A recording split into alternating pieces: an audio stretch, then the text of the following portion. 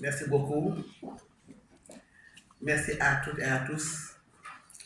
Madame la ministre Aminata Touré, Madame la présidente de la Fondation Handball, chers membres du jury, merci. Chers invités, chers amis, chers membres de ma famille, je vous remercie.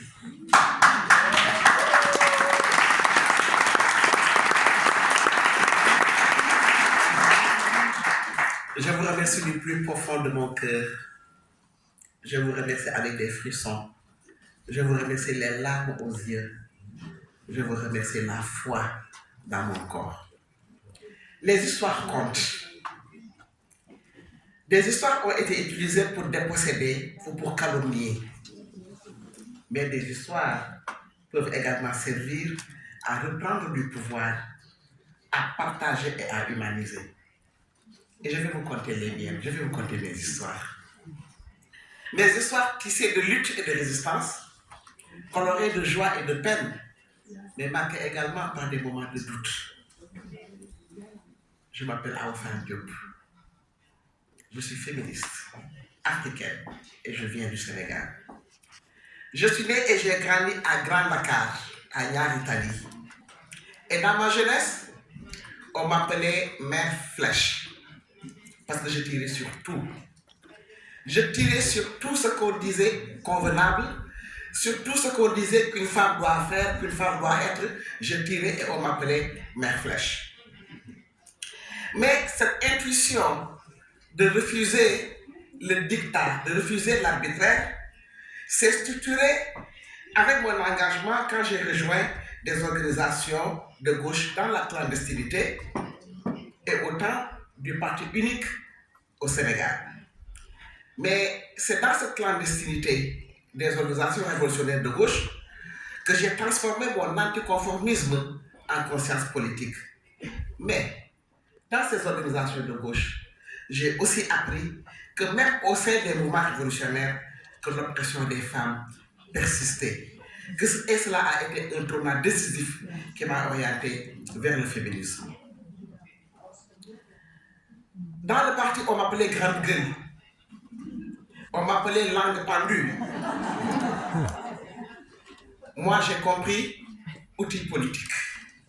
Prendre la parole pour dire son refus, pour dire sa révolte, rendre la parole subversive et rendre la parole agissante, pratique et transformatrice de l'oppression. Pour moi, devenir féministe fut un chemin. Un chemin jalonné de rencontres marquantes. J'ai croisé des femmes extraordinaires. J'ai rencontré, collaboré avec des groupes discriminés, tantôt en raison du handicap, de leur identité ou de leur sexualité subversive. Et lutter à côté de ces catégories marginalisées m'a révélé une dimension précieuse et souvent ostracisée de notre humanité. Et c'est durant ce voyage, encore en cours, le cheminement du féminisme, c'est un cheminement tout au long de la vie.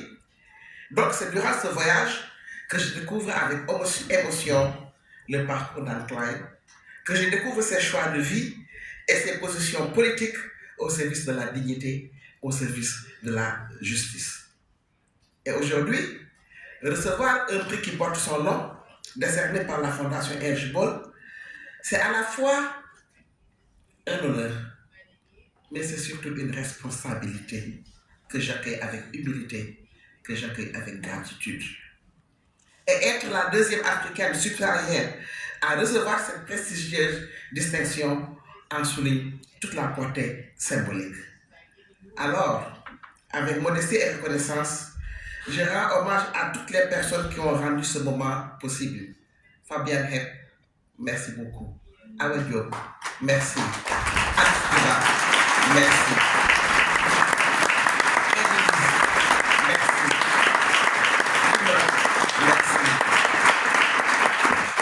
Merci.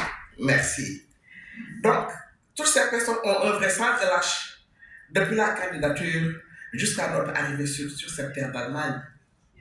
Une terre d'Allemagne qui a compté dans mon cursus politique en tant que militante dans la clandestinité d'un parti marxiste-léniniste Et c'est avec émotion que j'ai parcouru la vie de Rosa Luxembourg. Et c'est avec émotion que je me suis rappelé mes cours sur le marxisme-léninisme, sur les droits, justement, des syndicats et l'oppression des travailleuses. Chers amis, nous vivons aujourd'hui dans un monde traversé par des guerres, des injustices structurelles et une crise climatique inédite. Un monde marqué de repli identitaire, de fondamentalisme religieux, culturel, raciste, économique, qui érige des murs là où devraient exister des ponts. À Gaza, les bombes israéliennes creusent une hécatombe sous le regard silencieux des grandes démocraties. Cuba est en train d'asphyxier sous l'embargo américain. En Ukraine, la guerre expose les femmes, les enfants et les personnes âgées à des risques accrus de violence, d'exploitation et de précarité. En Iran, les autorités ont réprimé avec violence le soulèvement populaire d'une ampleur historique. Et aux États-Unis, image iconique des libertés, l'état de droit et des libertés civiles sont devenus critiques. Ces conflits et crises sont bien médiatisés sur toutes les chaînes du monde et focalisent notre attention. Mes chers amis, levons un peu la tête, tournons un peu les yeux là et regardons du côté de l'Afrique. Que se passe-t-il en Afrique? Au Soudan, une guerre civile est alimentée par la voracité extractive pour la gomme arabique. En République démocratique du Congo, la source du conflit, c'est l'extraction du coltan. 60 à 80% de la production mondiale. Le coltan qui est un minerai essentiel pour fabriquer les condensateurs des smartphones, des ordinateurs et des composantes automobiles. Au Sahel, l'insécurité chronique et les bouleversements politiques récurrents, coups d'État successifs, retrait de la CEDEAO, retrait de la CPI, fragilisent les millions de vies, en particulier celles des femmes et des catégories marginalisées. Et toutes ces crises, tous ces conflits ont une racine commune: la prédation effrénée des ressources, l'exploitation éhontée des ressources de notre planète. Et elles aggravent des inégalités existantes, en particulier les inégalités qui affectent les femmes et les catégories vulnérabilisées. Et donc, de mon point de vue, chers amis, aujourd'hui, nous ne pouvons pas, nous ne devons pas penser la paix, les droits humains ou bien les droits environnementaux de manière fragmentée par pays, parce que nous vivons dans un monde globalisé. Nous ne pouvons pas penser la paix, les droits humains, les droits des femmes par continent ou par pays, parce que nous avons un destin commun en tant qu'humanité. Et dans le contexte actuel, un contexte extrêmement troublé, le repli sur soi serait une erreur. Ériger des murs autour de soi serait une erreur fatale. La voie raisonnable est celle de la convergence des luttes, ici et ailleurs, afin de transformer les réalités concrètes, parce que nos luttes sont interdépendantes. Ouais.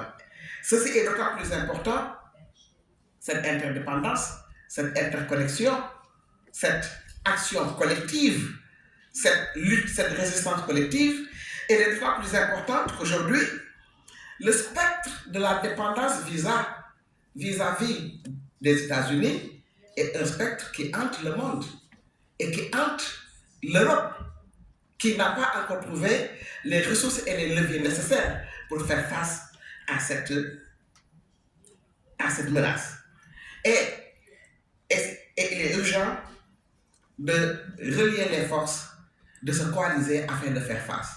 D'autant plus que l'Europe, au regard de son histoire, connaît très bien quels sont les ravages de la domination sur un pays étant composé de pays anciennement dominateurs.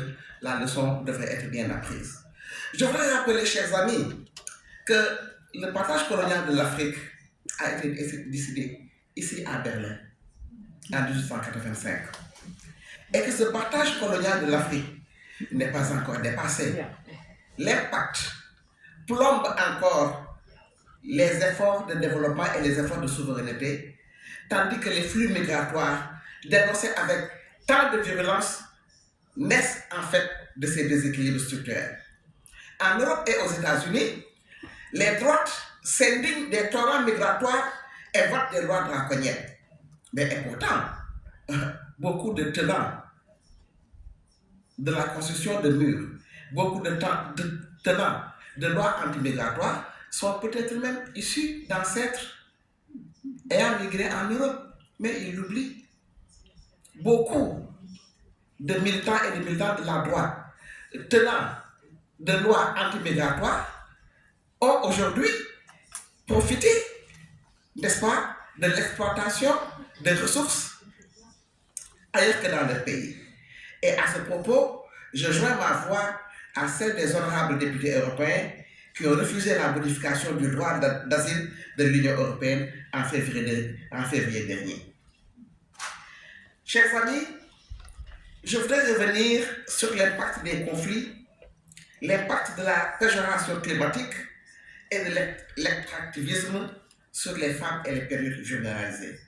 Et aujourd'hui, cette fois-ci, permettez-moi d'orienter le faisceau, non seulement sur l'Afrique, mais spécifiquement sur le Sénégal.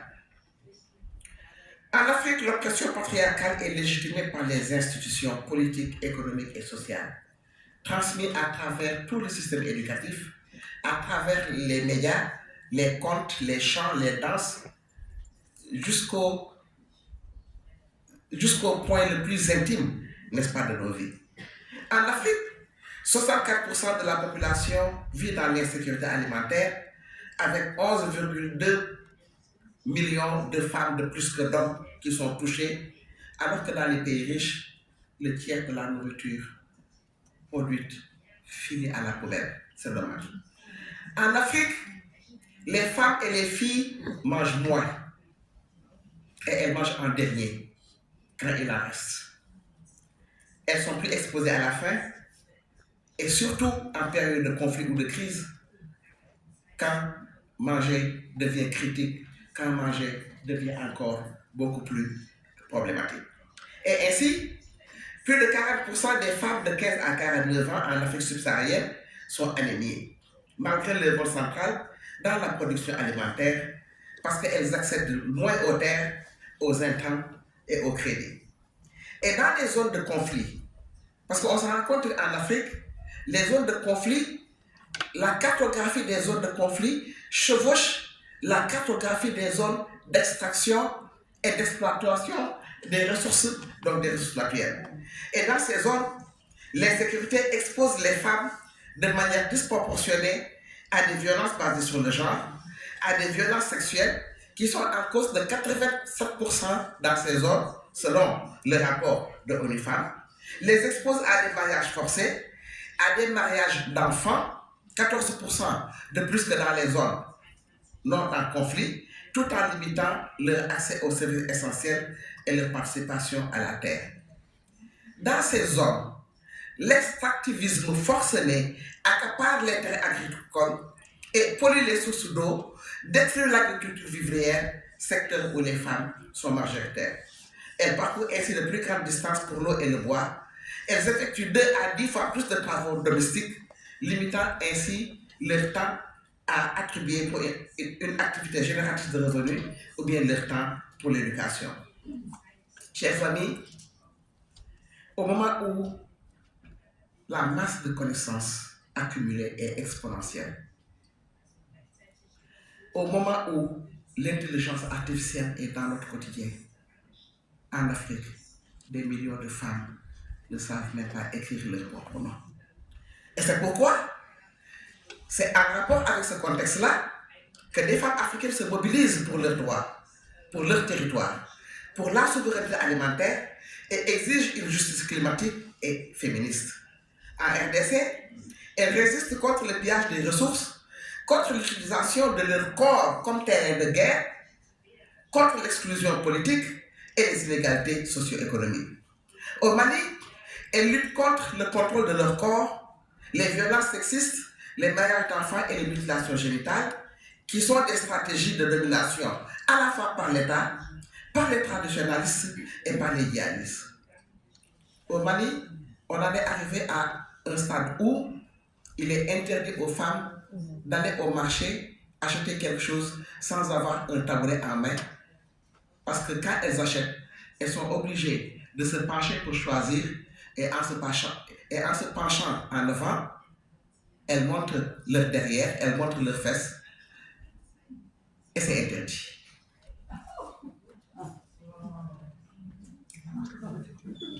Au Burkina Faso et au Sénégal, les personnes coureurs sont davantage fragilisées avec les lois scélérates qui criminalisent l'homosexualité. Aujourd'hui au Sénégal, il suffit pour un homme d'être bien habillé, de prendre soin de soi, de mettre de la crème sur son corps, d'être bien coiffé pour être agressé dans la rue et taxé d'homosexualité. Il suffit qu'un homme porte des perles dans la rue pour être agressé, traité d'homosexuel et lynché. Et chaque jour, chaque semaine, ce sont des scènes de ce genre que nous voyons. Mais en réponse à cette situation noire, dramatique, sauvage que je viens de vous décrire, quand il y a action, il y a réaction. Quand il y a oppression, il y a résistance. Ma conviction la plus profonde est que nous sommes sur cette terre pour être libres. Nous sommes sur cette terre pour vivre de la manière la plus humaine possible. Nous sommes sur cette terre pour être des êtres humains et rien que des êtres humains. Pas des saints, mais des êtres humains.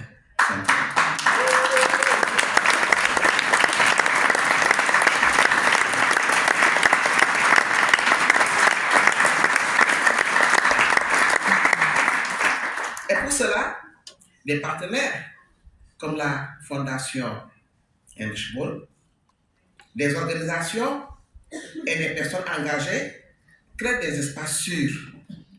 Et nous continuons de lutter parce que nous sommes condamnés à lutter. C'est lutter ou mourir. Qu'est-ce qui veut mourir? Personne ne veut mourir. Nous voulons vivre et nous voulons vivre notre humanité. Nous continuons à lutter en articulant questionnement théorique et expérience pratique. Expérience théorique, nous décolonisons le féminisme. Pendant longtemps, on nous a dit que vous, féministes, vous singez les femmes vivant en Europe. Que le féminisme, ce n'est pas africain. Et nous avons élaboré notre charte des principes des féministes africaines.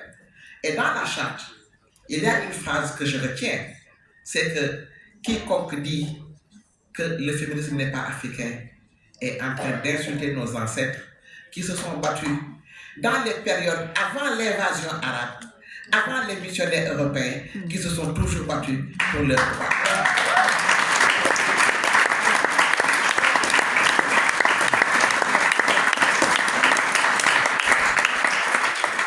Et nous sommes les héritiers de ces femmes-là. Nous sommes juchés sur des épaules de géantes. Ndakayana, Ndiambon Boy, Aline Sitoé Diatta et tant d'autres en Afrique qui se sont battus pour les droits. Nous continuons. Nous analysons le patriarcat non seulement comme une stratégie intersectionnelle de domination masculine, mais nous analysons le patriarcat également en relation avec l'impérialisme, avec toute la trajectoire historique que l'Afrique a connue depuis l'esclavage, la colonisation et la néocolonisation que nous vivons aujourd'hui. Nous revisitons les rôles des femmes dans l'Afrique précoloniale, mais nous étions également nos spiritualités androgènes. Parce que nous nous sommes rendus compte qu'aujourd'hui, les systèmes de croyance, que ce soit le christianisme ou bien l'islam, sont des systèmes de croyance qui sont majoritairement adoptés dans nos pays, mais qui en fait ne résonnent pas par rapport à notre identité la plus profonde. Et nous sommes en train donc de revisiter donc, nos identités, de revisiter nos spiritualités endogènes. Et nous construisons des espaces intergénérationnels. Je ne voudrais pas trop citer la Fondation, mais il y a un travail extraordinaire que la Fondation Heinrich Böll abat au Sénégal dans le sens de la construction de ces espaces intergénérationnels. Et aujourd'hui, nous avons l'émergence de jeunes féministes radicales qui prônent un féminisme africain. En tant que ressource politique pour relire avec leurs propres mots, leur propre réalité, afin de déconstruire les relations de pouvoir qui existent sur le continent. Elle critique le mariage comme injonction sociale. Au Sénégal, à partir d'un certain âge, on dit que la beauté de la femme, c'est quand elle est mariée. Tant que tu n'es pas marié, tu n'es pas encore belle. Donc, c'est dans le mariage que la femme trouve la beauté. Et aujourd'hui, les jeunes, et donc c'est une injonction sociale par rapport à laquelle les féministes s'inscrivent tout à fait en faux. Elles critiquent également la maternité comme en tant que rôle assigné.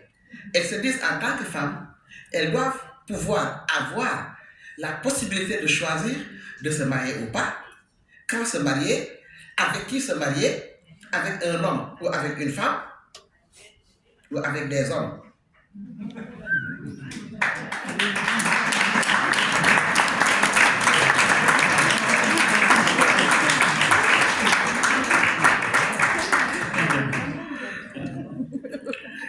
Nous avons interrogé le concept de polygame. Polygame, cela peut s'adresser à une femme qui a plusieurs partenaires, comme à un homme qui a plusieurs partenaires. Et la lecture qu'en font nos autorités, polygame, c'est un homme avec plusieurs femmes. Alors que ça, en français, cela a une appellation bien précise. Et nous comptons utiliser justement le terme englobant de polygame qui est dans la loi pour dire que, en fait, la loi nous donne la possibilité, nous aussi, d'avoir plusieurs maris.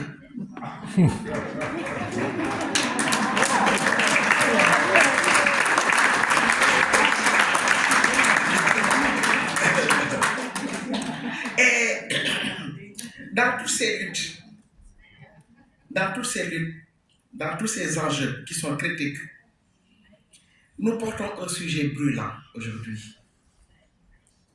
Le féminicide, stade suprême du patriarcat.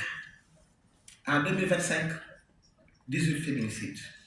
Depuis janvier 2026, 3 autres cas. Et ce ne sont que les chiffres connus. Les chiffres sous-estimés en l'absence de statistiques. Combien de féminicides enterrés clandestinement? Combien de femmes assassinées une première fois par leur conjoint, tuées une deuxième fois par des négociations familiales? Le féminicide est mentionné dans un discours du président de la République,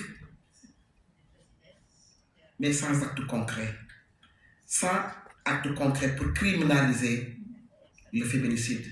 Et c'est aujourd'hui une de nos revendications stratégiques, c'est aujourd'hui une revendication centrale que le féminicide soit criminalisé parce que c'est un acte violent conçu et commis dans des conditions spécifiques.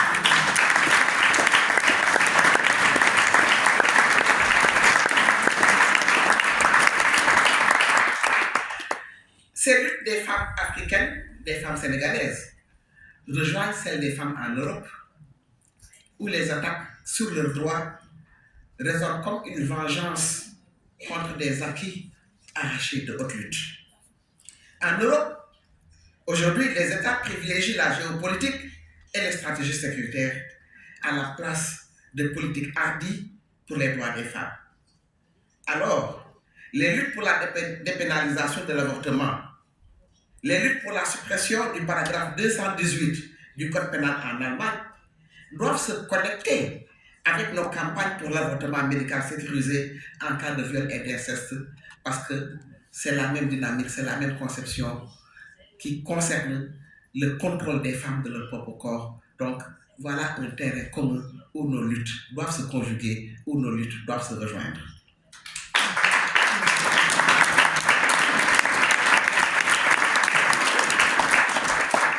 Et il en est ainsi de nos luttes contre les violences de genre et le cyberharcèlement sexiste. Nous savons que l'outil informatique, c'est un outil extraordinaire pour la communication, pour l'apprentissage, mais c'est également une arme redoutable contre les femmes en lutte. qui est utilisé pour les discriminer, qui est utilisé pour essayer de les décrédibiliser, pour les insulter, pour abattre leur morale. Et sur ce point-là également, nous avons des actions à mener et des actions conjointes. Chers amis, je voudrais finir pour dire que il est urgent que nous puissions relier ces résistances quotidiennes des femmes qui soutiennent contre vents et marées l'édifice des droits de la liberté. Et cela nous rappelle une vérité essentielle. Il n'y a pas de paix sans la participation des femmes. Il n'y a pas de transition climatique juste sans justice sociale. Il n'y a pas de démocratie complète sans égalité réelle. Et toutes ces solutions durables exigent l'inclusion effective de la diversité humaine. Les personnes en situation de handicap, les personnes à identité de genre non conformes aux attentes sociales, aux pratiques sexuelles subversives, celles vivant en ville comme celles vivant en milieu urbain, celles scolarisées universitaires comme celles qui n'ont jamais été à l'école, qui ne savent même pas écrire leur nom. Nous partageons la même condition en tant que femmes et il faut nous unir. Et pour moi, recevoir le prix Antoine symbolise un engagement fervent pour l'ensemble de ces valeurs. Pour moi, ce prix, ce n'est pas seulement une reconnaissance, c'est une injonction. Une injonction à refuser l'invisibilisation, la normalisation de la violence et de l'injustice. Ce prix renforce ma conviction que notre responsabilité collective est claire. Nous devons contribuer à croire que justice, environnement durable et paix peuvent être des réalités. Pas seulement des aspirations, pas seulement des slogans ou des concepts. Et personnellement, je m'engage à poursuivre ce travail avec détermination, avec solidarité et sororité, avec joie et avec espoir. Je vous remercie pour votre attention.